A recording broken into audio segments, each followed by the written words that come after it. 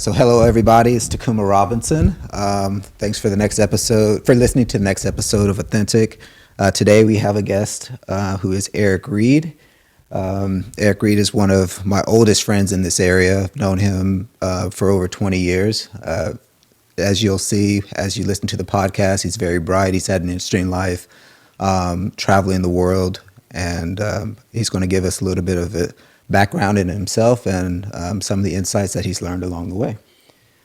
So Erik, you feel free to tell me a little bit about yourself and a little bit about your background. All right, thanks, Takuma. And as always, it's always great to talk to you. I think one of the things we always said is how we feel like we catch up. No, it can be 5 years, and if you like just pick right up where we left off, or, a little grayer, a little fatter. Well, you're not fatter, but a little definitely grayer. A little more experienced. So really great to be here. Thank you. I'm happy to talk to you.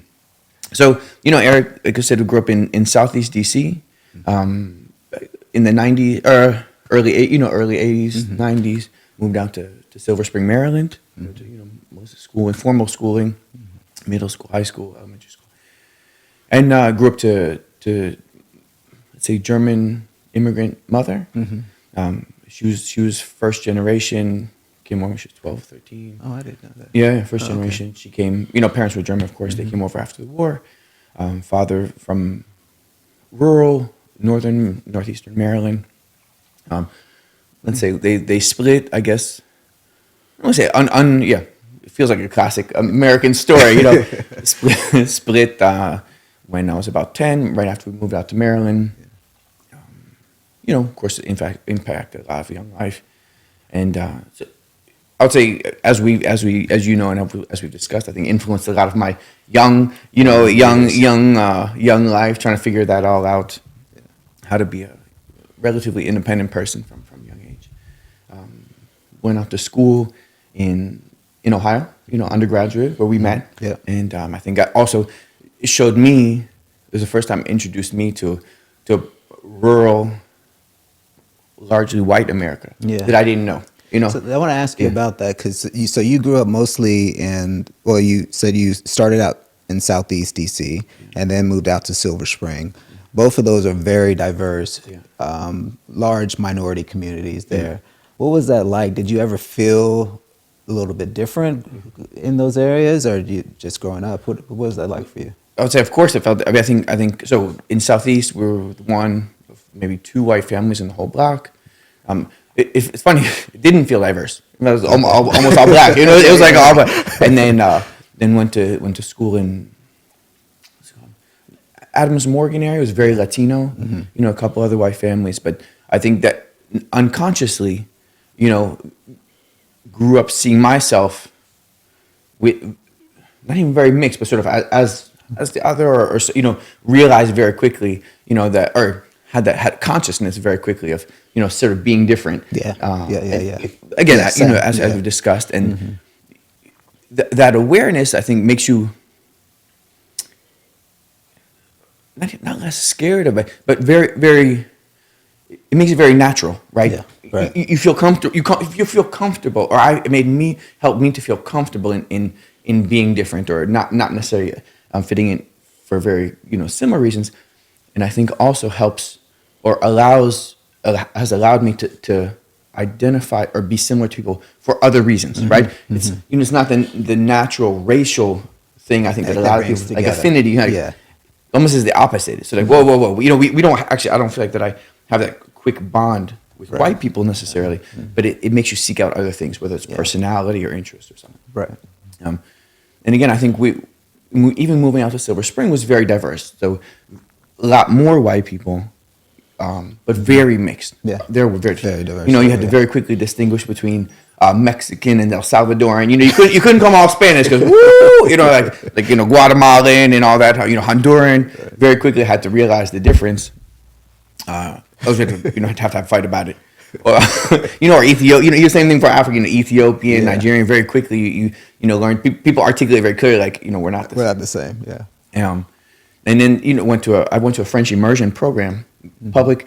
I think it's important to say it was a public school. I think American public school gets a bad rap, but French immersion program in Silver Spring, Montgomery County Public Schools.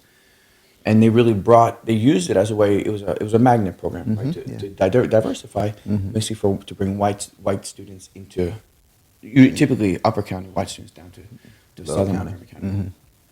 But also then, of course, met several Africans who we have some common friends from Togo, from Gabon, who I made friends with, or at least in contact with. And again, I think it made me help me to find those nuances in people's background stuff, that it's not a monolithic experience, as we know and have come to articulate better as we got older. Right. And I think then going out to Ohio Wesleyan, small town north of Columbus, was the first time I had really seen it up close. When we're here, we go out to where you live now, in Georgetown or whatever. I don't know. So I don't know if you can talk about it personally, or Damascus, and it felt like another world. Yeah. Boondocks or wherever, like never, forgotten land. Yeah. And then go out to Ohio, and sort of was the realization, like, oh, this is what most of America is like. Yeah. Right. Talk to people with one stop sign in their town. You go, oh. For me, it was like in the textbook. You're like, oh, I back then. Way back then. Like in back in the olden days. Back in the olden days. The Dust Bowl. Oh, it's practically like it's like and just again, you sort of, ignorance, I can call it, or whatever it was. Lack of exposure. Lack of exposure. You just kind of go, oh, that's what America's about. Yeah. What's also interesting was going to school at Ohio Wesleyan with a lot of the same kids, even from my area, who I never associated with. The kids at the private schools, the ones who played lacrosse. I didn't even know Maryland was a lacrosse. Sorry, I'm going all over. No. What's a lacrosse state? It was just so far out of my. I was like, what? I had a cousin again in like the, hinterland of Maryland somewhere that played lacrosse. I just didn't get it. It wasn't in your life. It wasn't in your at all. Reality. At all. And so, of course, it's sort of I think why college is so amazing, right? Part of the exposure process exposure of, the process of being exposed to things you hadn't seen or discovered. Right. Discovering America for what I felt like a lot of the hard parts about it. Well, I would think that's part of the beauty of the country itself, is that you have so many different people, different experiences, and you have the difference between rural and suburban and city, and so it's very easy to go to another area and find a whole different experience, even though you're in the same country. I had that same sort of experience too. Coming from Tulsa, Oklahoma, and then going out to Ohio Wesleyan. Mostly it was just, I think it wasn't necessarily the development, like you're coming from a bigger city going to a small area. I came from what would be very considered a suburban kind of area, even though we kind of see it as a city, but for a big city like this, it was probably considered more of a suburban area. But I came from the poor parts of those areas. And we had a lot of freedom, and then going to Ohio Wesleyan and realizing that a lot of kids didn't kind of grow up with those type of freedoms, didn't kind of grow up in the same sort of way you did, and having to kind of reconcile that and be like, oh my gosh, like you guys grew up in big cities, but y'all weren't doing big city things, so. But yeah, it's a part of the beauty of the country is it's not a monolith. There's so many different things going on, so. In a hard part of it, and a wonderful part of it all at the same time, right? I think, it's so much to learn. I think as you travel the country more too, I think you see not only people wise, but geographically how different diversity is. Yeah. I think that was I did a cross country trip, as I feel we all should at some point. Rode across, took a month and a half, went with a good friend, and you just see wow, I remember being in Death Valley, it was 105 degrees, and then 2 days later being in Salt Lake City, it was snowing. Oh my gosh. It just kind of makes you like, it puts you in context too. Right? It's always an impressive experience. So when you get put in context of like geography and the world, you kind of wow, okay, makes you feel small. You sort of realize where you are in the place of things. And I think it is amazing. And so what did you do growing up? Were you in the arts? I know you were a bit of an athlete as well, but what kind of piqued your interest? Yeah. So I mean, I was not very much into the arts. I really wasn't. I think I played sports. Yeah. No, I'm not a superb athlete, but I did it. I think I did you it did consistently. everything. I wrestled mostly. I think from the age of I would say I played very recreational soccer. Yeah. We moved out to the suburbs. Not great. And then found wrestling. I think I was at 10 years old. 10. That's some Yeah. boys club. Boys club. Trying to think of the name of it anyway, but boys club, and did that from elementary school all the way through high school. Yeah. And I think, as we've also said many times, I think was in a large part a savior in a lot of ways. Yeah. There's always one season out of the year when I had to cut everything out And to be dedicated. stop partying Yeah. and stop drinking Yeah. and stop running around like a Yeah. crazy man and Yeah. really was foundational. Again, I was okay, but gave me the discipline, Yeah. to cut weight and to, just to stick with it. I think I wasn't disciplined enough to do, to go to summer camps and to do the whole thing that I think would have taken me to the next level. Yeah. But you could see it, being Yeah, around yeah. people and Yeah. you see what it would take and know what it means to dedicate. To apply yourself. Yeah. 100%. I didn't go to the next level for whatever reason. I worked and Yeah. during summers I worked and I just did other things. Yeah. But, is it a regret? I don't know. I could, my life would have been different. Or, it would have taken a different level for of me, engagement. But for me, one of the interesting things about you is that you've touched on a lot of different things, and you're well versed in a lot of different subjects. And I think that's just kind of been my experience of Erik is. He's not a jack of all trades, but along the line where he kind of knows a lot about a lot. Yeah. And I think that's just been kind of your personality. You kind of dip a little in this, dip a little in that, and you just keep going. I think that's fair. So. I said I think certain people have different personalities. Yeah. Some people do one thing and they explore every facet of it. Yeah, right. They master. And I think I'm not that person. I think I get bored too easily. I guess. Like I said, I think it's sort of like the undiagnosed ADHD is like, I get bored easily, whether it's working out or whatever. Yeah. But, I think it helps also me to engage with a lot of people and a lot of subjects. Yeah.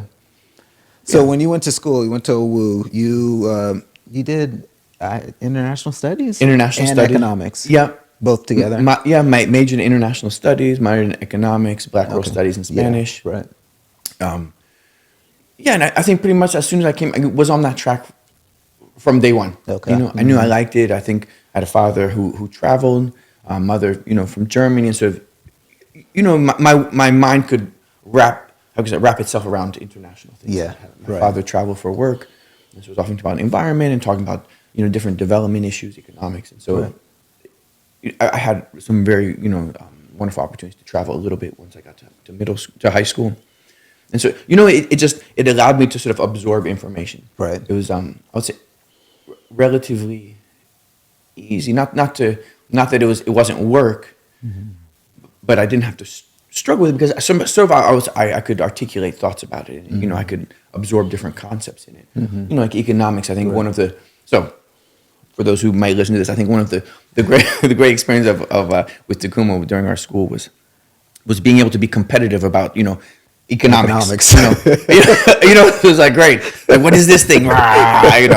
And one of the hard things I always say about Erik is I studied for economics. It didn't come naturally for me.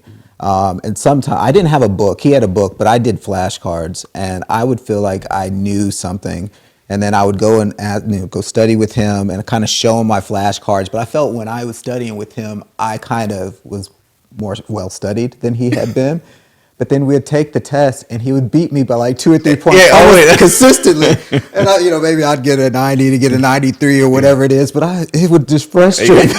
Like, how in the world? How are you getting better grades than me? Definitely not smarter, but it's like that. Somehow, could absorb the information. And I think that's how politics was for me. And you just have space for it. Yeah. I took science and struggled mightily. Even in I think I studied more for science. The 3 science classes I took, and did worse. I think they were some of my worst grades in the whole school. Okay. Not for lack of trying, but it's just there's like the space for it to go in or to comprehend it. It just isn't there, right? So you just have to work hard. You have to apply yourself. Yeah, 100%. I think art class was the same. It's like it was the hardest, but poured hours into the thing and just didn't quite, the result was like not that great, Okay, and fine. You see somebody else, and they just have the natural. Yeah, talent, that's and it. boom, boom, boom, That's it. And so it's great. I can say I think one is very formative. I think we've enjoyed talking, not only talking about concepts of it, but talking about, okay, where are you doing your money? Where are you doing this? And how do we utilize money 100%. Best? And it's been really, really nice to I think that's been a nice part of our relationship, has been able to like talk through those subjects and because I've known you for a while and we've kind of gone through life, we can talk about what's coming up in life. And I enjoy having you as one of the soundboards in my life as well. So then from there, it's kind of a weird segue because you seem to be much more on the international slant, but then did you go out to London? You went to LSE, right? London School of Economics? Not LSE. I went to another school. So it's important this. Okay. I'll tell you why. I'll tell you why afterwards. Okay. So also to credit of Ohio Wesleyan, which I'll just one last plug. Yeah, of course. It was a small school. Felt very small after a while. But I think for me, I suspect for you, it felt like the right place to nurture a young, inquisitive mind without as many distractions. 100%. Right? It's important. It's important to say, right? It's a small 100%. School. But I think I excelled as you did. And I think because you had the attention of professors, and could absorb so much more than if you had big, I think about myself at a state university or something. Yeah. And I think it would have been lost. I agree. I think I would have gotten caught up in this, in whatever. All the distractions. All the distractions. That's how my high school is 3,000 people. It's bigger than the university. So I just say, I think it's important for all the weirdness that was there. Mm-hmm. For me, it was a very important and informative place. Agree. Put me on a very focused path. Yeah. Can I also mention one more thing before we go? Yeah, of course. There was, I think, a couple instrumental things in high, or people, moments in high school. I feel like I joined this group called Brothers. Brothers reaching out to help each reach success. Say that one more time. Brothers reaching out to help each reach success. It started off as blacks reaching out to help me. And I came. Yeah. And then, whatever. Just went in, only white kid. But I thought, these are the group of guys that I want to be with. Yeah. I found it at Springbrook High School. I went to 2 high schools my senior year. Basically because I needed a different challenge. I was bored. And I got into an architecture program. It was an electronics program, I think. And again, to Montgomery, public school credit, they allowed for that opportunity. I think it allowed me to do something new, meet new people without getting bored. I think to me that's like when I get most destructive is when I'm bored. Yeah. So again, it goes to the thing of okay, I'm bored. Rather than just doing something and then sort of not doing it, I just need to find something new. Yeah. Right. And so it was really important because it allowed me, to be around a group of black men, young black men, who saw something, who saw a different vision for themselves. We did mentoring. Yeah, we did positive, activities together. Mm-hmm.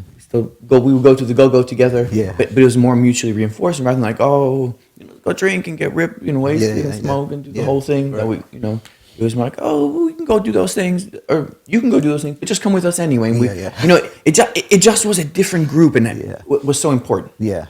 And I say it because I think then in it also was how I found you and another group of black men.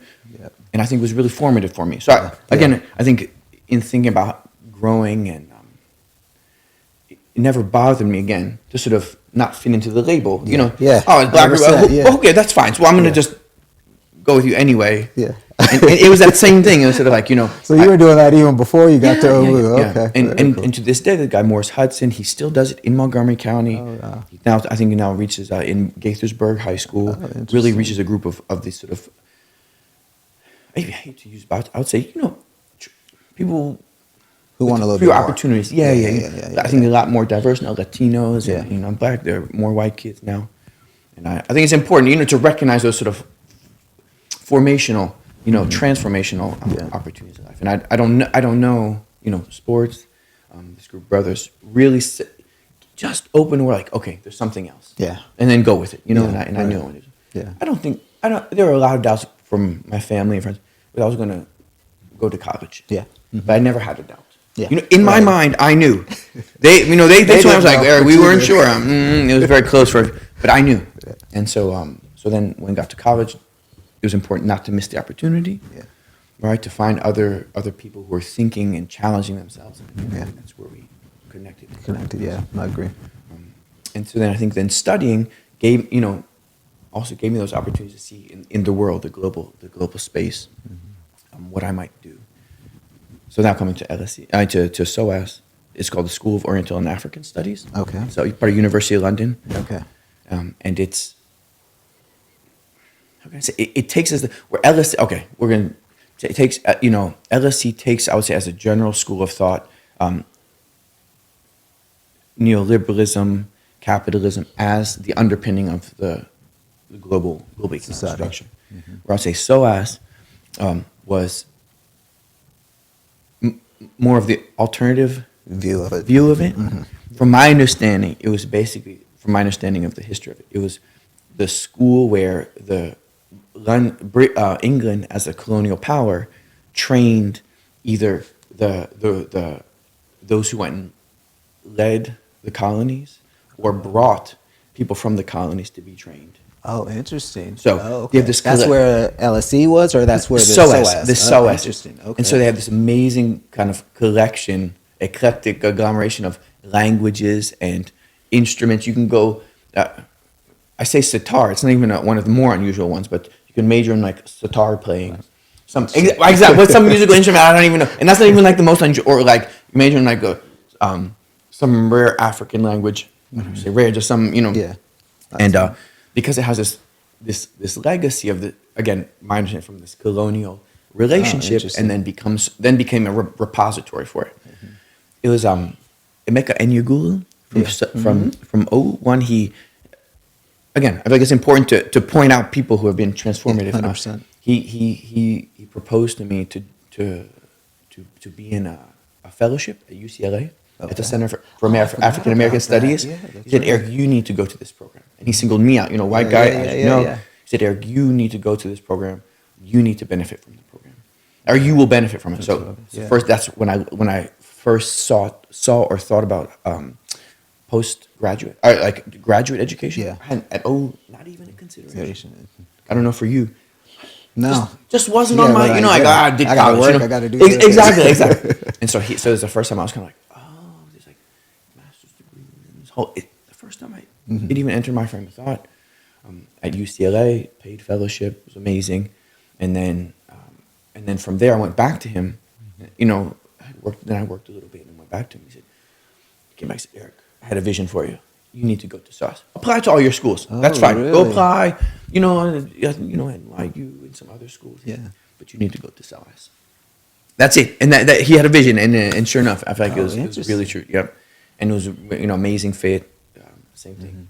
Allowed me to sort of wrestle with the world. And I think again, what was different there than say going to American or to Georgetown or some of the other John Hopkins was it wasn't a feeder program into the State Department or into U.S. government. U.S. government. And then also took non-U.S. perspective as the starting point.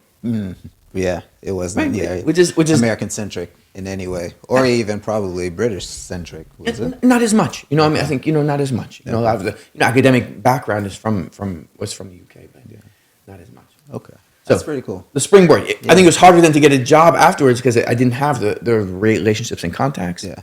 But I think that was again very sort of formative, in my life and life trajectory and things like that. And then I know from there, when you decided to enter the workforce, did you go immediately to the World Bank? I know that it was a long period of time where you were trying to get into the World Bank, but I don't know if there were other jobs in between. 1 million other jobs. 1,000 of it, including working at the airport and working. Oh my god, whether not. Oh my god. And working as a waiter, and the whole thing, did the whole thing, and then went to look at a hotel. And oh my god, 1 million. So I went. Let's see, my first job at the World Bank, which where I'm currently. I don't speak on behalf of the World Bank. Important disclaimer. I work there, but I went in 2003. I had my first sort of contract at the World Bank as a it's essentially an internship. It wasn't a formal internship, but it was a big, like summer. I did some work, allowed me to pay off my school debt, by the way. Oh, Which is I just took big everything. thing, yeah. It was the first time I had like really and just paid the whole thing off. So then I was in it, began to think about it, and it also allowed me to come back in and out. Okay. Quickly. So I actually didn't start at the World Bank. I worked at a couple of NGOs, including WWF, World Wildlife Fund. Yeah, that's right. Yeah. That's right. And so that's how. So then from in 2007, so I did a master's degree from 2004 to 2005 in London, and then got a job with World Wildlife Fund. I also went to Mexico during OWU. Okay, I did. Had an opportunity during. So just before I Yeah, didn't. yeah. So how many languages do you speak now? Well, now, so I speak French very fluent, quite fluently, Yeah. English, of course, and Yeah. then Spanish moderately well. I'm hoping now in the next position to rotate back to Latin America. Okay. Speak some Mandarin. Yeah. And how is your Mandarin now? Woo, terrible. Okay, yeah. I could. I mean, forgot. I could say a few words. I can still get Yeah. with the Beijing accent. But at one point you were decent at a it. decent. Yeah. I went. You lived there for a while during too. OU. I went. Had an opportunity to because I had come in my major, and took the maximum amount of classes every time. I was basically ahead of graduation schedule. So I took a leave of absence. I had an amazing opportunity, basically a free plane ticket to China. It was a friend of my father's who had a ticket. He sort of offered it to me. He could transfer. So I don't know how it happened. I don't know. It just seemed like he could transfer it but couldn't refund it. So then he asked me, "Hey, you want to go?" I went. Yeah. Knew zero Chinese Mandarin, zero. Knew nobody there. Basically just got there with my suitcase like this and like, all right, fine. And, I would also, I think it's also one thing about our kind of back, growing up is you just seize on whatever it is, right? It's kind of crazy. Yeah, right. That's It's an opportunity. Let's check it out. Let's go check it out. Exactly. Let's just go check it out. Let's go see what they have to offer. Let's go, better or worse, whatever. Right. Then feel like it can be much worse, than whatever you see. So that's fine. With this, like, Something go different. for it. Exactly. Something different, an adventure. I put a parentheses. I want to come back to a story. Let's put that one Yes, there yeah. about telling stories, about Okay. living in life as stories. Yeah, So I put a right. parentheses. And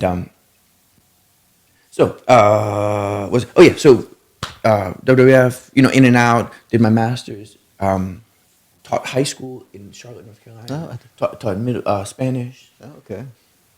You know what I mean? Like whatever. Worked at Dallas Airport. I did the flags. I did the whole thing, and then got a opportunity in Madagascar with WWF. That was 2007. Basically, there was this grant. They needed somebody to speak French. Somebody with economics through a colleague. So I said, okay, fine. I'll go do it. Yeah. Whatever. It was supposed to be for 3 months. I wrote myself a grant, or I wrote 2 grant proposals. Like RFPs? Like, Yeah, pretty much. Yeah, Yeah. okay. From the German government, one on payments for ecosystem services, the other on, I forget, biodiversity trust fund. So basically like the intersection of economics and environment, and then I wrote myself into the grants. Okay. So then, and that's it. You write yourself a position. yeah, Okay, there you go. yeah. That's funding for me. And so then was able to stay for about 2 years. And for me, it was also an important point where I think I saw the connection between development, let's say, and environment. Yeah. And I think that I really tried to avoid it. My father's also in the field, so I tried to avoid it a lot. I'm not going to do that. Yeah. But I think has guided me since then is it's something I believe in. Okay. In international development, in a lot of ways, I feel like what experience do I have to go tell anybody how to anything. develop anything? I don't know the first thing about living in a village. Yeah. About living, Right. I feel like, Right. you're So talking will about not imposter. impose on my lifestyle on you or my values on you, and I have no idea what your reality is. And for a long time, and that's why I fought it. That's why I fought this whole development thing. I think that was my reflection. What do I know? I don't know anything. Yeah. I don't have to basically make it. Barely. Yeah. Barely. How can I go tell anybody else how to develop or to develop? And then, the whole wrestling with the concept of development is a good thing, a bad thing. And so I really fought it. But to me, the environment was mostly out of passion. Was something I believed in. I believe that no matter who you are, whether you're here in U.S., whether you're in, developing country, it's something that we all need, and it's crucial for a better life. Yeah. So that's sort of has been my entry point. And as you know, I work in environment. Yeah. And I think I feel that I can work towards something that I believe in, which Yeah. is important. Yeah. Have a purpose. Have a purpose. 100%. I think it keeps me, focused on that. And, when I question myself or institutions or what the heck we're doing, at least that, I still believe in that. Yeah. It's crucial for everybody, Yeah. 100%. And so that's where I find myself, is sort of this nexus to, and what do I have to offer, at least in that time, a bit of economic understanding, and how can you apply those same principles to trying to improve environment or find the right incentives for environment, Right. And that's again sort of where I found myself, so that lane of in my career and stuff. Right. That's interesting. I mean, the economics, just as a field, I think it's interesting because they call social science or whatever, but really seeing how everything has a domino effect, and really how you can predict how things will filter downstream if you do certain things upstream. And just how one thing will lead to knocking down the other, and then you go down, and this is just the way things work when these things are entered into the picture. So having that sort of understanding, I think, even if you apply it to an environmental thing, you can kind of say, well, listen, we can tell if you do this, I don't know why you're doing this, but if you do this, it's going to have these repercussions. Or if you do this, these are things are going to grow, or whatever the case might be. But kind of looking long term, I think it helped me look at things long term and understanding the domino effect of things as a discipline, So. And I think what's helpful is it allows you to, you can talk about externalities, and you can talk about externalities, and then you can say, well, it applies to the environment also, So, and then as I say, in an environment, it's often not an environmental. It's not the environment sector that causes the problem, so to speak. It doesn't cause pollution. Yeah. It's not. I mean, maybe then sort of like forestry. Okay, fine, an issue, but it's it's agriculture, and it's mining, and it's business, and it's roads. Right. That's true. So being able to then conceptualize it not in just like what's the word, sort of an emotional sense. You can talk about it in a different language. Like, look, it also is bad for your business. If you have polluted water, you have to spend more on treatment. You have to spend more on chemicals. Right. You have to spend more on pollution. You'll have erosion and less water to begin with. So it could impact a business cycle. And I think that it's important in trying to translate it into real world impacts for other sectors, right? And other actors who maybe let's say Agnostic. let's be. I don't say don't care, but don't care, or have less interest in perhaps seeing that angle of it. So, I think, it's been important. I don't consider myself an economist because the more you're like, oh my gosh, I can't do, I can't run econometric equations, or with difficulty like that. But can understand it and try and use, apply the same concepts to it, which has remained important, right? Mm-hmm. And I think in the World Bank, of course, it stays important because you have to deal with governments who are trying to balance so many interests and so many different engagements. And how do you justify the priority, spending money on environment issues when you have education and health and roads and electricity and pandemics and war, and so how do you justify it? And so I think that in using this other in being able to articulate how a poor environment or lack of anticipation can impact these other outcomes is important and remains important. Right. So how long did you end up in Madagascar? You were there for longer than 2 years. I was there about 2 years, honest. So it was 2 years. They had a coup. I was there. I arrived in 2007. They had a coup in 2009. Okay. Political instability. It was a coup. It was a coup. So I left. They evacuated us. They arrived. At 9, and they said, "Look, you're on a plane at noon. Go grab a bag." Oh, really? And that was it. All right, fine. Out. All right, fine. And I don't know. I can't say it was the last coup I have lived through, but there's that one. And then then I was back in DC for a while, looking for work opportunities. And then WF also, they said they had the similar grant, but in Cameroon. But before we go to Cameroon, let's talk a little bit about you being in Madagascar. So what was that like? Because that's not a place you hear people talk It's a real place, about. other than the cartoon. Exactly. So I went out again. I felt like it wasn't quite an internship. I was making a local salary at that time. Yeah. There's also the benefit of not having kids at that time. I was 27. Yeah. I was 27, and so it allowed me to kind of go with that same mentality. Like, let's just go see what there is to do. Yeah. you know, and I think I had an opportunity to go into Peace Corps at that time. I said, well, I'd rather go and get a job, even if it's low paid, Yeah. because at least it's work experience and 100%. really start to engage professionally people, on these right. issues rather than Right. yeah, just professionally. You know, how Yeah, I to understand. learn French. You know, again, learn French or improve. We went to business level French or professional French. So how did that happen? Because that French has to be what like the third language there. Second, I would say, Second? and in the first professional language. Okay, So they have so all Malagasy. business is done in French. Yeah, you know, they have Okay. Malagasy, which Right. is local language. You know, and I learned some, but then not to be really, proficient in it. And then French is the first professional language. Okay. You So know, that's really where you learned your French That's at right. a deeper level. That's right, at a Okay. professional level. You know, I think having a good basis, from French people made it easier. You have to learn more than like, oh, this is a table, and, 12-year-old vocabulary or 10-year-old vocabulary. You know, like You're yeah, learning technical terms and all Absolutely. that type of stuff. and how to negotiate and how to talk about. We're talking about carbon markets and Yeah. payments for ecosystem services and trying to think through. Again, trying to. The first time I sort of engaged with how do you think through how do you set a policy or course for a country. Right. Right. That's the first time you go, oh, now we have time. You have these new trends, these new, how do you think about that for a whole country?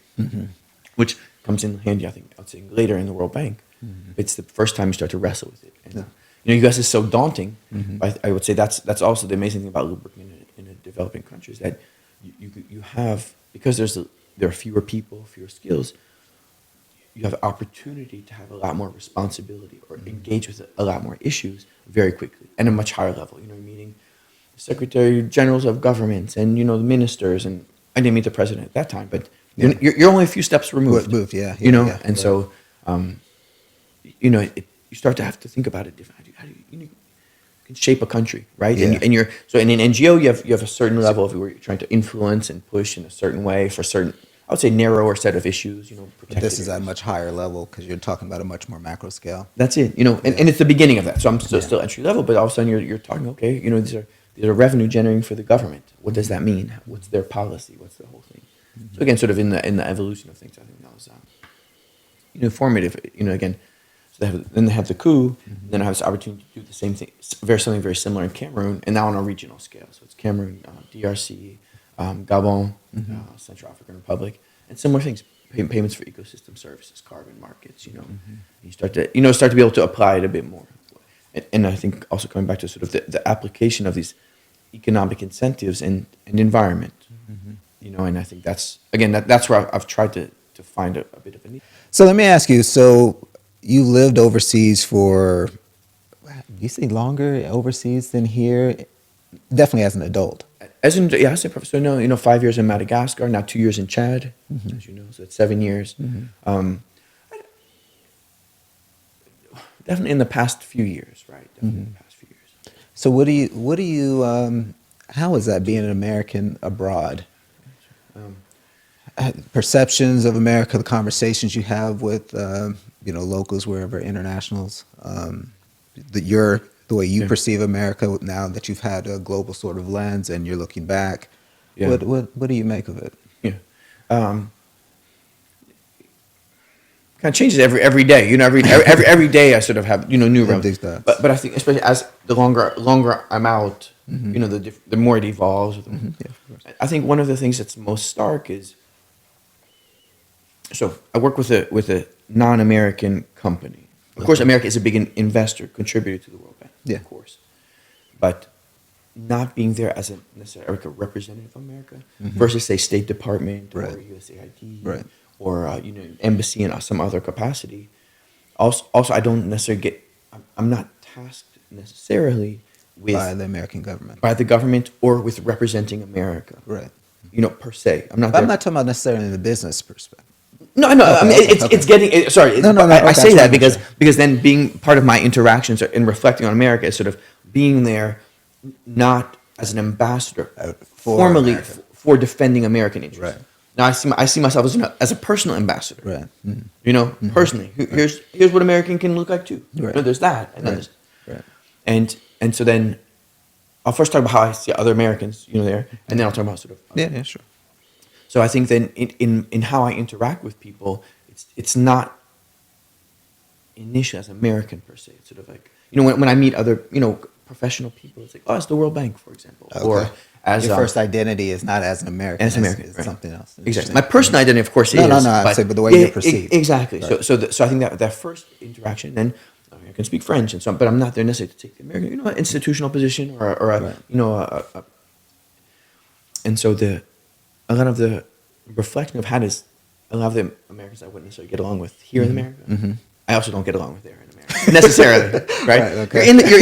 You're in a situation, and you rare groups. So you have to, you meet them, and you can lead you, and anything. Yeah. But still don't identify with a lot of their, the same people, the beliefs and the systems. Yeah. That same group of, let's say, let's call them the private school ones that I met in Ohio at OU, Yeah. they're still there, and I still don't, necessarily have the same. We still don't necessarily have the same links, Viewpoints, yeah. viewpoints, or starting point. I think a lot of what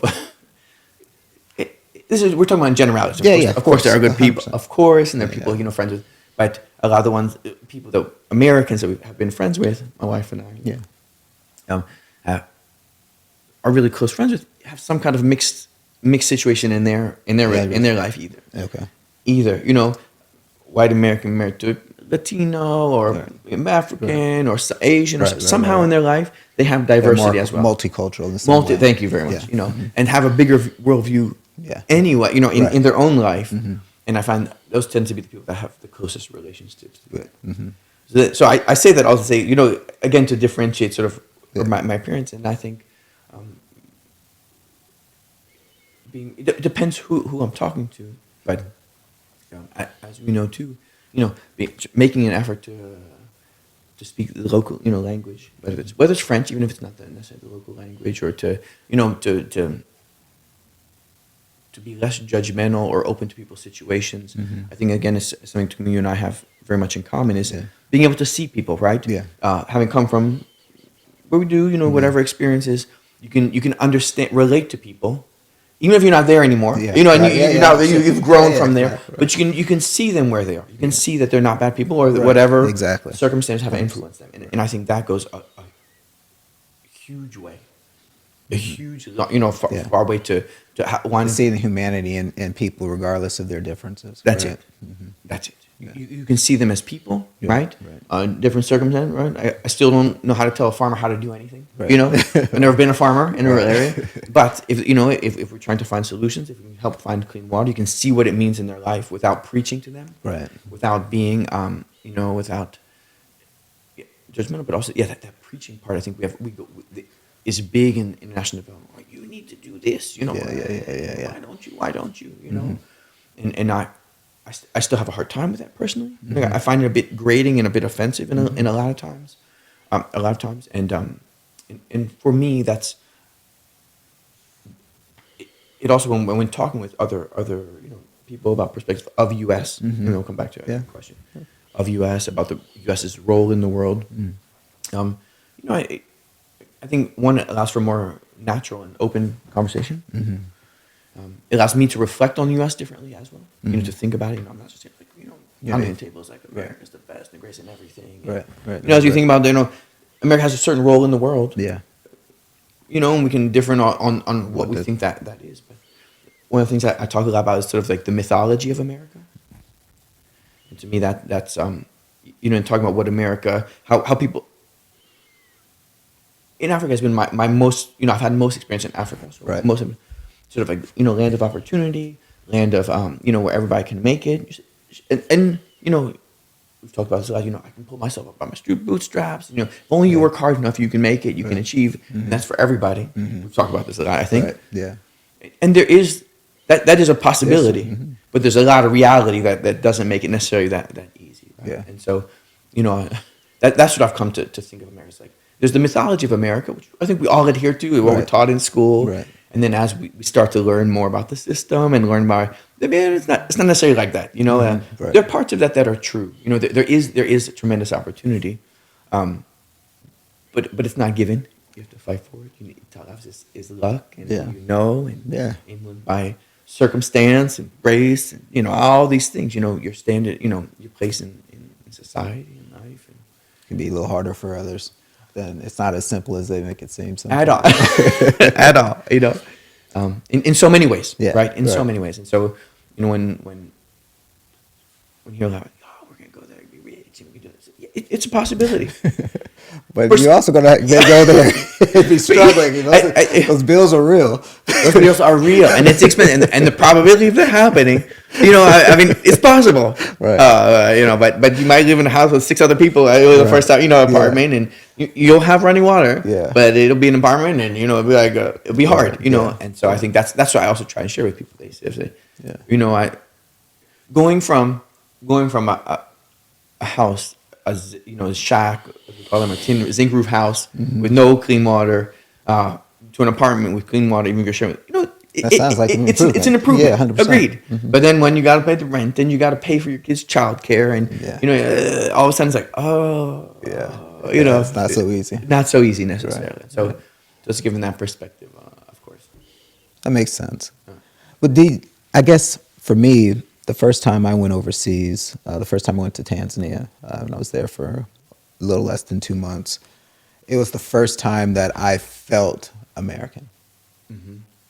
In the sense that before that, I wasn't like, I was definitely a proud American, whatever, but there were certain things I didn't like about the country and didn't identify with. But when I went there, I started feeling like not only did I hear American accent for the first time, which was weird for me because I could actually hear it in myself. You can hear your own voice, right? Like, oh my gosh, you do sound so much different from everybody. Yeah. But then like just the way that I viewed the world, I could tell it's like, oh my gosh, you view the world so much differently than almost everybody around here because you have a very Americanized view of the world. Not necessarily in terms of politics or whatever, but just the way of just the way I process the information, what I expect, my ideas, what freedoms are, what I should be able to do, or how I should be able to talk, or whatever. All these sort of things that kind of you just assume, and you go out and other people are like, oh no, you can't, don't. What are you talking about? Or calm down. Yeah, exactly. Not in public. No, that's fine. Yeah. No, I mean everything. So that was a big, wide it was an eye-opening experience for me. I remember you saying, the expectation that men should never go in the kitchen. Yeah, I remember you telling me that exactly. one of those you were telling. Yeah, right. Like you like, can't go in and the looking kitchen. back, why are you touching the dishes? Yeah, that's not for you to do, Exactly. or just all sorts of things. But I also felt like I felt more American. Like I felt like if I saw another American, whether me or some white guy that lived in Idaho that was a cow rancher that I didn't know like anything about his world and he doesn't know anything about mine. I felt like we probably had more in common in terms of the way we viewed the world than me and a lot of the people that were overseas. And I didn't necessarily think that would have been the case, especially going to an African country where I thought for sure I would probably have a little bit more in common. That's when I felt like, okay, I'm American. Even if you and I were talking, we would disagree on a lot of stuff, but we'd both be able to process information and stuff and have certain sort of baseline understandings of what is appropriate, isn't appropriate, what's right, just the cultural parts of it that I just didn't share. So I was wondering if did any of that hit you, or were you in so much of an international sort of group that... I felt that first in China. Okay. I felt that deeply in China. Okay. I remember there was some guy was in Minnesota, Idaho, or something. I was 2021 when I went to China. Mm-hmm. I wasn't, but still, still in college. Not learning. Being exposed. Yeah. And he said something like, "Oh, I talked about a cold snap." Like these words. And it's like his whole head exploded. He was so excited to hear an American say these words. Exactly, that's exactly the right word. And in China, I felt that deeply. Okay. Because it's such a foreign thing. You're not talking English. And you meet Germans, you start having to talk to somebody in English, or Indonesia, great English, but it's still so foreign. Yeah. It's still so different. Yeah. That if like American, Yeah. And that was that I had that very similar feeling there. Mm-hmm. In Africa now I've been there, and again now that I've been out quite a while. Yeah. I find it less. Yeah. Again, I think because then the more I've grown, more I learn what my values are and what I value as a person professionally, where I feel I don't necessarily again feel that same Allegiance. allegiance. Okay. It's not exactly it's not allegiance like to America, but it's that same bond with you. Again, Yeah. people who, if I'm here, Yeah. I probably wouldn't associate with. Yeah, right. Not that but I don't feel like they're like my people. Yeah, Not be somebody I would go and we go play sports or something, but of course they're American, but there's also part of the America that I wouldn't necessarily, like run to. Right. And so I think I've found, again, being now for, it's been a while, right? Yeah. Because I can find other things and values and people that I like in other cultures or what I appreciate about them. I found that less. Okay. We get a lot of, in Chad now, there are a lot of short term, people come, a lot of military Americans spend going through units. And you kind of, I hear them, and I go, okay, American, kind of talk to them and you see to hear what they're going through. And you go, it's not my experience. I'm here, I'm supporting a different kind of mission, so to speak. Right. And it's just, I found that less now. Yeah. The more, and also because I've been out for a long time. Yeah. I mean, that you mentioned going to Chad. That must have been a crazy experience, and I'm surprised you didn't feel that way there. But I guess it's just you've been gone for so long that I understand why you wouldn't. But I made a goal this year, or I guess it was at the end of last year. Sometimes I talk about we use fiscal year, so sometimes my year is sort of like it's like July to June, almost like a school year. To be deliberate about meeting more Americans. Okay. To be deliberate about it, because I can do my whole and I meet them and then really never hang out with them. They're none in the World Bank. Yeah. They're none in most of the institutions I hang out with. I hang out that I work with. Very few. But I made a point to be much more deliberate about meeting Americans and being with Americans. Having a relationship with them, the ambassador, with the friends, the defense out there, or the economic attaché, or these to be deliberate about it. Mm-hmm. Just to make sure I stay connected to the viewpoints of it. Even if I don't agree with them. Right. But I find that it's important to. Most of I don't agree, but that's not even fair. But just I agree with you. To be deliberate about it. Right. To making sure that I also it helps me to articulate more clearly what I don't agree with or what I want America to be like. The America that I love and I do. I feel I love America. I want America to be a better place, but. To be able to articulate what parts I love about it, right? What parts I want to improve, and I think if you start to just be on the outside, it becomes less poignant, right? You can't articulate as clearly. You're just removing the good bad. Right. You'll say, well, this even in this person, who ideologically I'm totally in disagreement with, who is from a totally different experience. I can still articulate what I find important and about that person, what I like about that person, where we can find common ground. Right. It's like even in like with the business, right? Yeah. It's like you're a business and you're self-serving and no at all costs. Or you say, well, let's find a common ground. Generally, maybe and I find that with and so I find that to be important with Americans. I find that I meet there.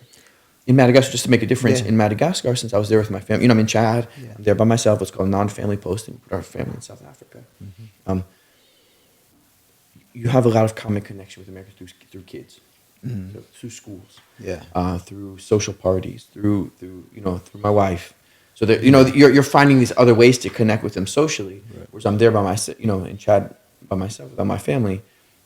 I have more choice, let's say, on not associating people, right? And so that's why I made a deliberate choice to say, look, I got to meet them, and I got to be with them, and I got to keep talking to them, and that has to be part of my existence there because in the end, that is also part of who I am. Yeah, as an American, they are part of that. What I'm a part of. So. Do you feel like you represent America to other people when you're overseas, or do you not feel that like they look at you as confide in you, talk to you, want to talk politics, want to talk American experience, look at you as some sort of representative? Or is it the fact they probably don't even know you're American and they see you as something like the World Bank or the whatever, as you were saying earlier? I hope I do.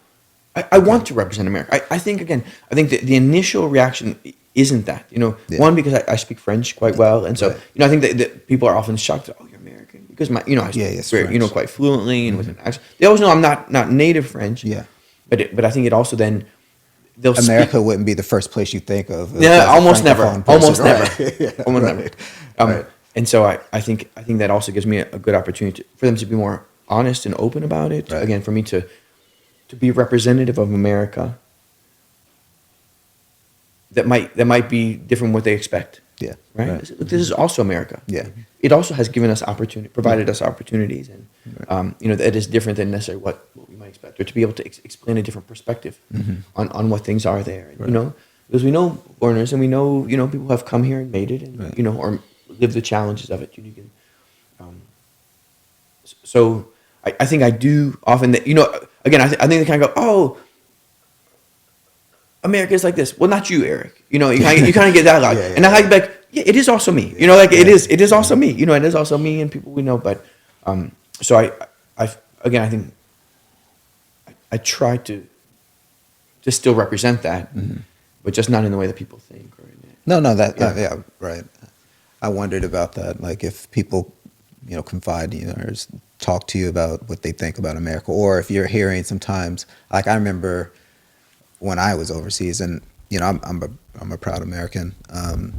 I felt sometimes I got defensive, and it was because I felt like even though like I may agree with some of the criticisms that are being said, like somehow it was a watered down, or they didn't have the experience to talk about the people the way they talked about them, because they didn't even know these people. You know what I mean? So a lot of it was just very like what they hear or whatever. And so I don't know, I always felt like I got really defensive, but it was weird because I felt like I was represented, or somehow I was the representative, and I don't know if I put myself in that place, or it was much more obvious that I was the American. Yeah. I was probably the loud, arrogant guy. You know what I mean? I don't know. So I don't know, but Yeah. I found it interesting being overseas. I think you are naturally a person who, when somebody says something, you will naturally say, maybe not. Yeah. Maybe. So even if you agree with it, they'll say like, but wait, there's another one. Yeah, there's another I way think to see. you There's do probably a that little bit of anyway. that. I think afterwards you go like, well, even I don't agree with what I was saying, but I think that you will defend a Yeah, point yeah. just to push somebody. I think it helps me sometimes Yeah. solidify my own points. Yeah. And I feel sometimes I'm better at the other person's argument than they are. Yeah, exactly. But anyway. Yeah. Go ahead. Yeah. So I think. What was I gonna, no. I'll give you an example. I think being defensive of it, yes, and again, I think it's trying to give it a bit more nuance to it. Let me just turn this thing. Yeah. It's trying to provide nuance to it. Right, I think that's exactly. sometimes That's what what it it is. is, Like, right. they're all like, it's like, whoa. Let's, Right. nothing, come on. Yeah. We can be a bit, we can be a bit more intellectual than that. Like, come on. We're thinking people. We're grown-ups. Right. We're also not a monolith, know. Right. And I differentiate them, for example, from my wife Portia, who you know, Yeah. who Black American for who those don't know, and I think she tends to be more anti-American, if I can say that, or Yeah. go that more way. Yeah. And I think I don't feel that necessarily either. Uh-huh. So Yeah. I try to be more Yeah, nuanced yeah, about yeah, it. right. I remember, a lot of times, I've heard you say, yeah, that's, or I say it too. I said, yeah, that's why Chico and I get along. We can not agree on a Yeah, topic, yeah, right. but and then but just also not accept blanketly what people say. Or Right, this is yeah, how you yeah. should do things. Like, yeah, I don't think so. Maybe. Maybe. Hey, you should do it that way, but I'm not going to do it that way. But again, we can also not agree on Yeah. on the way, Yeah, but right. and so I try to differentiate from that too, Yeah. because it's too easy. Yeah. It's too easy, It's too easy. America, Right. that's too easy. Yeah, it's Yeah. just too easy. Yeah. Yeah. Let's be a bit more nuanced. And whether we agree, America has shaped the side that we're in, and I think that we benefit from Yeah. generally. Right. The world that we benefit from, and I don't necessarily it would be better if they weren't there. For Right. for right and wrong, better. All the bads that come with it, or all the difficulties that come with it. But Yeah. so, yeah, that's it. So all right. So now you're in Chad. So that's where I think we left off now. What is that like? You're by yourself in Chad, and you're surrounded by conflicts. Yeah. Do you feel like, is it a dangerous place? What do you make of the place, first of all? You know, I'm still in it. So I'm still, you know, I'm 2 years in now. Yeah. Been there 2 years. I would say I'm more than halfway done my tour there. Yeah. So I'll be there. I'll be leaving the next year and a half. Year and a half.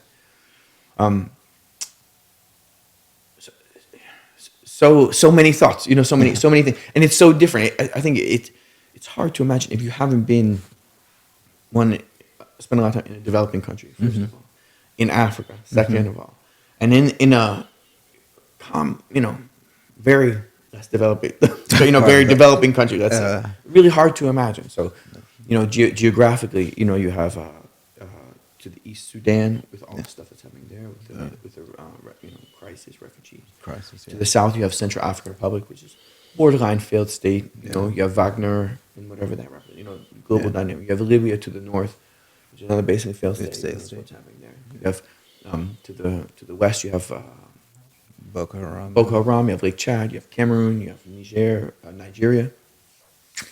So in an area, it's just like you know, they're almost like the stable one in a very unstable region.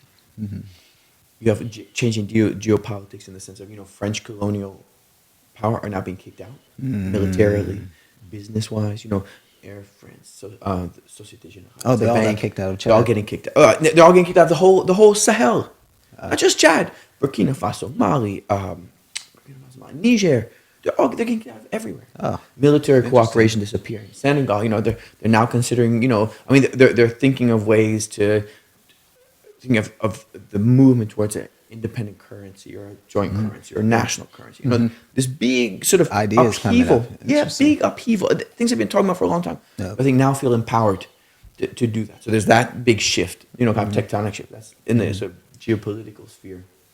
You know, and you still have all the insecurity and stuff. You know, it's I think still majority Muslim. The percentage, I think, depends. It feels about 60-40. Okay. I don't put my, you know, I don't want to, you know, say that's definitive. It feels about that. You know? Which is Muslim Christian. Okay. Which is the first time I've really lived in a majority Muslim, you know, country. So that there's that dynamic. Yeah. You know, it's new. I mean, it's wonderful in all the nuances of it too. You know, like you know, where also in all the diversity of having mixed populations that are also amazing. You know, West Africa and how they deal with mixed Christianity and Muslim is different than even in Niger. Niger is 98% Muslim, right? So it's much more, you know, less diverse. So there's this diverse, but feeling that and living with it is amazing. I mean, amazing. It's hard. It's challenging. It's new. It's what is it in terms of Arab versus African percentage-wise? I don't know the percentage. If you had to guess, these are all I would guess. I would guess. You know, so something like 25% Arab. Oh, okay. And some of a lot of the influence, you know, and a lot of it is tied up in, you know, a lot of the national politics are tied up in, you know, being either pro-Arab, anti-Arab, you know, Arab allied or not. Okay. You have a lot of these dynamics in Sudan that are influenced, from what I understand. Yeah. Influenced also by dynamics in Chad, you know. Which is all the Arab and African, right? You know, exactly. Yeah. You know, a lot of what I understand is, you know, really trying to secure position and status for the family, for the clan, and you know, really that's what a lot of the national politics are driven by. It's securing status, security, you know, wealth for the clan or for your family, you know, the family in the larger sense. The tribe. The tribe also, you know, the same, you know, same. Yeah. So, you know, again, what people tell me, you know, in Islam, you know, I have 4 wives, and so the first one is often, you know, very, very close, a cousin, let's say. Second one is often, you know, an ally for alliances, whether business purposes or, you know, family purposes, or, you know, and so it's still very, very real in people's lives. You know, I think having that culture of, let's say, arranged marriages or marriages where, you know, it's not our concepts, like right, and the nuclear family. You know, you marry because the family is putting pressure on you to marry a certain person, and you know, daughters are given for that purpose, and you know, the sons equally I feel obligation to go do what the family says, and really complex. You know, really hard. You know, love really, is not it's more of a transaction than a love. Yeah, you know, if you're lucky, you will find some love there. You know, that's what you hope. You know, that's like the best case scenario. Better learn to love her, right? Yeah, something, you know, or whatever. She's there and makes food, and you know, that's thing, and dynamic, but also a lot of, you know, domestic abuse that goes with that, and violence that goes with that. culture, I think, is generally it's a hard society. Okay. Between each other, towards others, it's hard. It's hard. It's the whole hard. Yeah, North interesting. south, between families, between clans. Value of life. I feel like is measured in sort of, ability to produce next of kin and how many camels or the wealth. It's like livestock. The equivalent, and that's how lives are measured. Interesting. Lives measured in how many. So it's really rural is not the right word, but underdeveloped in that sense. It's more. Is it more village or is it they're big? Is it a city? In Jamaica, it's a city. It's a city. I mean, it feels like a big village to me. It's like Okay. big, again, it's all relative. Relative, yeah. I feel like How many people in the main city? Oh my god! I want to say 18 million. Oh. 16 million. Oh, okay. Oh, I gotta have to look it up. I don't know. but millions. So Yeah. okay. I mean, in the city, it's not that many. But Oh, that's what I'm talking about. In the oh, city. in the city. Oh, I see. Yeah, I would guess a million if you take the broader. Yeah. Okay. All right. And I think different than other countries, especially in Africa, that I've seen is people talk. They talk about going to the village because they still have a lot of family in the village. Yeah. In the village, right? Yeah. Grandma, grandpa, they're there. They're still Yeah. there. You made it to the rural areas and to the urban areas. But there, it feels like people go to visit family, but the family isn't necessarily there. Oh, really? Their family, the bigger family Yeah. is there. You feel like you have to give back to the family. Yeah. The larger family. Yeah. But it doesn't seem as close necessarily as they do. Yeah. As in a lot of other countries I've been in. Africa, I don't know how your wife's in. The family. I don't know. Do they go to the village? It's She went last year. Okay. Yeah. It's a very common thing. Like, oh, where are you going? I'm going to the village. It's a very common thing. Yeah. Like people say all the time. Like, the holidays. I'm going to the village. Maybe I got the kids in the village. I got the wife. Yeah. Or the wife is in the village. Like that's a common thing. Interesting. Trying to feel like, I'm going to. It does. It's not the same. It's not the same. Not the same. Okay. Power centers are still there. It's like the family is there. The leaders, the family leaders still might be there in those areas because they dominate local politics. Mm-hmm. But it's not the same sense of like, and a lot of what happens in the capital is still dictated by politics there. In those family centers. Oh, really? Political agreements and outcomes are negotiated there, from what I understand. Oh, gosh. In the villages. Mm-hmm. In the rural areas. That's the power center. Interesting. Wow. Really, really complex. Really complex. I felt really complex. I think in terms of development. Yeah. I think you have to keep, for me, objective wise. You set up objectives. I think it feels very incremental. Okay. In Madagascar, it's different. It's worked very hard on carbon policy for a whole country, right? Yeah. So we're working really much with 50 million carbon transaction and Yeah. these big things that if they go well could help shape the country. sector of a whole country. With Chad, it just feels like just if you can get one more project to do incrementally better, it's already something. Okay. It's so just Impossible to actually maneuver. Yeah. Wow. really tough, really Yeah. hard to check. I think it checks your ambition in terms of maybe a good thing. Be humble. It's really forced me to be humble. about what is Compared to possible. over there, you're like, oh shoot. Very humble. People feel like their lives. You. Part of our job is to work towards good governance of contracts, to do procurement processes without influence. And people said they feel very personally threatened if you go back on a contract that has been attributed to a powerful family. People have been personally threatened. Oh my gosh. So look, people have been, PNG, persona non grata. Oh, persona non So, grata. Yeah. criticizing them. Yeah. Persona non grata. You're on the list. We had several gay colleagues, who came out or made a proposition to next Out. day. So, Yeah. talking about, you just have to, tread very lightly. You have to know where you are. And people shoot there all the time. People carry a lot of weapons, and things are very personal. It's Wow. very personal. Okay. Yes, do I feel safe? I feel safer in the sense of I don't feel like there's as much petty crime. I don't. Yeah. There's a lot, but I don't think there's a lot of carjackings. And like South Africa Yeah, or something. right. No, you don't have carjacking Or DC. or DC.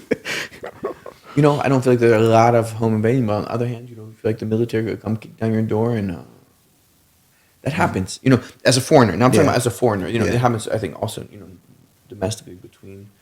You know, I mean, it's so militarized. You know, you have armed military officers everywhere, not just security guard, but military everywhere. Oh wow. Everywhere. You know, when you go out to the field, especially, you know, military escort. You know. And that's why your family can't come. That's why and why it's also hard, you know, different than Madagascar. You know, I can't travel on my own outside of the country, outside of the capital. Which, you know, very, you know, just can't go to like Lake Chad. You know, you have like Richard Boko Haram or somebody. You know, you never know what's gonna happen. You know, like so you just have to tread very, like that. Be very humble also in who you are and your place in the country, right? Yeah. Who, you know, you don't have free reign, as you said before. You don't have freedom to talk about what you want to talk about and to. You know, movement. You know, you have to be very because what's also amazing, you know, I know you heard countless stories like, you know, car breaks down in the middle of the bush. You know, there's like desert. You know, desert, the bush. Man, you know, one guy calls one cousin. He says, "Hey, I'm here in the middle of. Oh, where were you? You know, last thing I saw was this turn off and eucalyptus, or like, you know, a cashew tree back there. You know, you like touched about 20 kilometers ago." In 20 minutes, you have somebody showing up with some kind of, you know, big tractor to pull you out of the, you know, you know, like they know people are localizing you. You know, like whether you know it or not, people have an eye on you.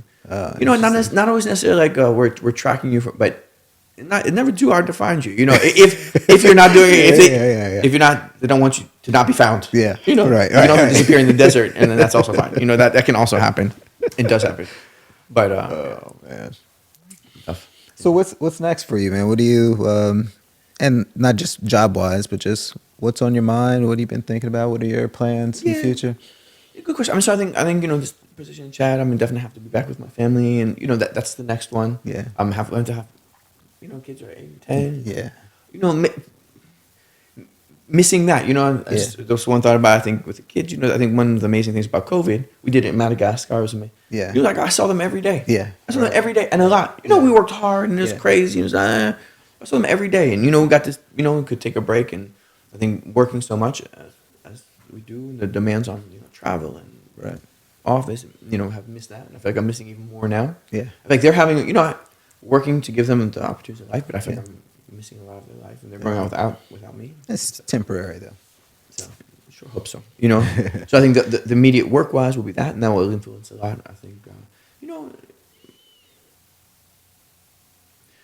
I still see myself working in the bank if you know if I'm lucky enough. I like it. I think it's challenging. So I think for the next years at least, I see that as my path. Mm-hmm. I don't know where. You know, one of the questions is where. Yeah, I've started now to think. I think I'm less entrepreneurial. Yeah. Mm-hmm. Portia, thank God, is. So she has her dreams, and that's my wife. You know, talk about, you know, what's the after bank project? What's the non-work project? Mm-hmm. And so, you know, that's, I feel like I'm starting to seriously like want to creating that in my mind. Mm-hmm. You know, something, you know, I think we talk about, like, you know, bed and breakfast or something. You know, she's interested in that part, and I'm interested in sort of like, okay, well, how can I tie it to a conservation project of some sort? You know, I think that's really what I've decided. In your heart, It's really, I really want it. Yeah. You know, I really like it. Yeah. Whether it's my own, whether it's for somebody else, I don't know. Right. I don't know yet. But that's, you know, like I'm starting to like think that way. Think the vision. Like, what's the vision? And so you know, to me that will be important. Okay. I think Portia likes the sort of I want a business, I want to have people, and you know, it's great. You know, that's great. And I, you know, and then it's like, all right, Eric, you know, you help me do it. Okay, fine. That's fine. But then you know, this to me, like, what's the non-bank or what's the non-work project? Yeah. And so that's where, how, I don't know yet. Yeah, it's coming, but that's but starting you to. Still, you want to give back. You want to feel like you're. Yeah, just love it. You know, I mean, I love it. You know, I love being able, and I'm in jealous in all the great ways. You know, being able to go out and walk in the forest and be like, you know, even if it's not true, but you know, be able to see it and see wildlife and animals and every day. You know, you say like from one day to the next, like, the new seasons and the new plants and the new flowers and the new thing. You know, to me, I love that, and I love that to make that part of whatever we do.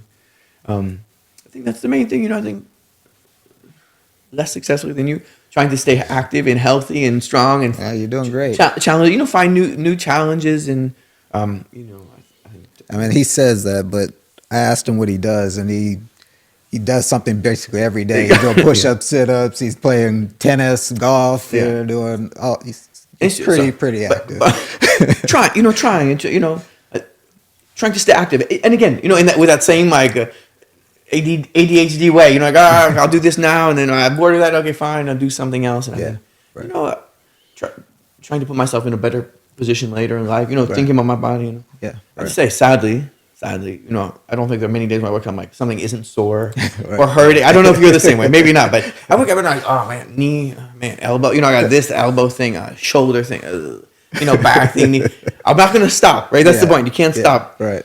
I think my mom asked, why don't you just give it a rest for a while? I was like, if I had to not do exercise every time I felt sore, I would never do exercise. I would never do exercise. I just would not. Would I heal? I hope so. But sadly, again, more comment on my this. But I think that doesn't happen or happens rarely. Right. Like something Achilles. Yeah. They just go for it. He's like, that's fine. Old, Eric. That's it. Just older, getting older, not old, just older. Right? But that's a good thing. Getting old is a good thing. It's a good thing. It's better than the alternative. That's what I always say. I really agree. And I feel, I don't know for you, and I would like to hear your opinion. I feel like life is getting better. Yeah, I agree. I agree. It's different. So, I've accepted I would never do a professional martial arts fight. And, I would never make the Olympics. And I would never, certain sports, I'm like, just too much potential for injury for me, Right. And that's fine. It's still fine, but what I do, I have more for now, and I'm very thankful for, financially, A better place. A better place. Mm-hmm. We can invest in houses and, put my family here. And I can offer these things to my parents now. And, right. And it's okay as a trade-off. Yeah. It's okay, It's not a trade-off. It's just a different chapter in life. And the good thing is if you keep winning in every chapter, then more likely the next chapter you'll win too. But we're just in a different phase, That's it. So. And I'll tell one more. So Yeah, of for course. me, to come back to the remember the parentheses? parentheses. Yeah, all right. Parentheses, and it's linked to this. I like to think of and tell my life as stories, different stories. Yeah. There's the China story, and there's the Cameroon story, and there's the chat story, and the Oval Yeah. story, and the whatever story. And I like to think about it like that. And so I think that's why when I say I try something new, there's a tennis story and a golf story and whatever. Right. And so I feel like at least I hope that I can keep finding interest in the world. Right. Right? Yeah. And in experiences. Yeah, right. And it's what drives me to try new things and I think not being afraid of new things. Right. Not feeling I don't have to master something to try it. Right. I think that's one thing that drew me to you is, and the way I would say what you're saying is the sense of adventure. Mm-hmm. And, if you have a sense of adventure, a bit of curiosity, the world can take you in all sorts of different ways, you know what I mean? And you can learn about all sorts of different people and different things. You just have to be willing to put yourself out there and be a little bit curious, And I think it's why I appreciate you so much, and I think it's what kept us. You can find interest in whatever it is, Yeah, right. whatever it is, Right. whatever it is. You talk about names. You talk about your garden, and I got geese. And, Not right now. It's No, exactly. Please.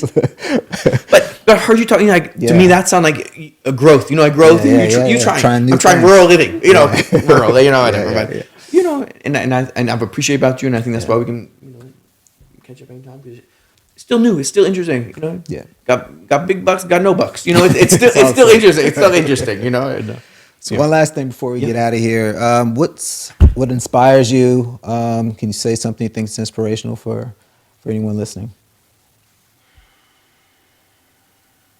What inspires you? Let's put it that. Let's leave it there. I think their immediate family really love, and I think that's my big takeaway is really finding goodness, love, joy in daily things. Right. In new experiences. Uh-huh. I love feeling. I don't feel that same way that I've heard that people say. I have to feel uncomfortable to be happy or to feel. I don't feel that way. But feeling that joy in something new, in learning something new, in seeing something new. Right. It can be small, it can be big, it can be, sometimes it's in a hard political meeting. Wow, I help navigate a sort of a crisis, and that happens. Yeah. And sometimes I had a great experience with a friend. I had this. I found it's a dinner or something, new food, and I think that inspires me. It inspires me to see the world, and to keep growing. Yeah. Life is getting better because it's still interesting. Right. It's still great. Right. It's still great. Right. We got hard political situations, Yeah. but there's still so many great things to see, 100%. to learn, to know, to do, to feel, and I think that inspires me. And I hope that my kids have that they can see that. And, it's why we give our children experience in the world. Right. I hope with friends we can do that. I hope with, my parents can do it. And it really does, that's what pushes me every day. It's like, all right, what are we going to do today? How are we going to do it today? Let's find a way to keep enjoying it, to keep. Perfect. Yeah. Eric, thank you for joining me. Thank you so much, man. As Always, man. All Yeah, right. I really Until appreciate it. next time. Yeah. Thanks for listening, and please listen to the next episode. We'll try to post maybe once every week. But this is Erik Reed. Again, thanks for joining me. Thank you so much. And we are out.